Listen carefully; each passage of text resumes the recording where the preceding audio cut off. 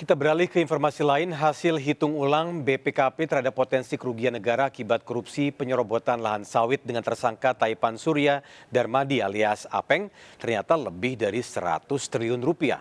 Kejaksaan Agung telah menyita aset berupa uang tunai 5,1 triliun rupiah.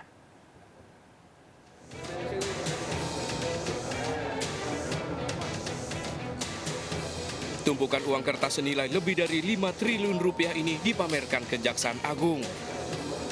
Uang terlapis bungkusan plastik disita Kejaksaan Agung dari kasus korupsi penyerobotan lahan dengan tersangka Surya Darmadi.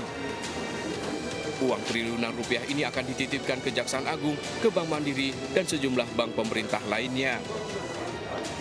Jika sebelumnya Kejaksaan Agung mengumumkan kerugian negara pada kasus korupsi penyerobotan lahan sawit di Indragiri, Hulu Riau dengan tersangka Raja Tamsir Rahman dan Surya Darmadi sebesar 78 triliun rupiah. Hasil hitung ulang BPKP ternyata negara mengalami kerugian jauh lebih besar.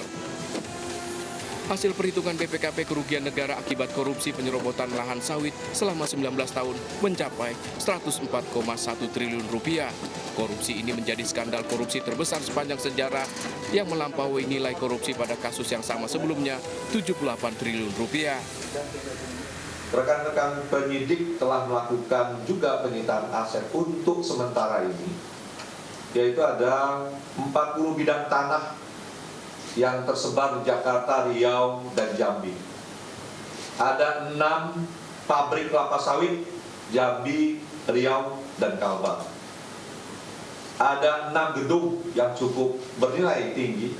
Ini lokasi di sekitar Jakarta Selatan dan Jakarta Pusat. Sudah kita lakukan penyitaan.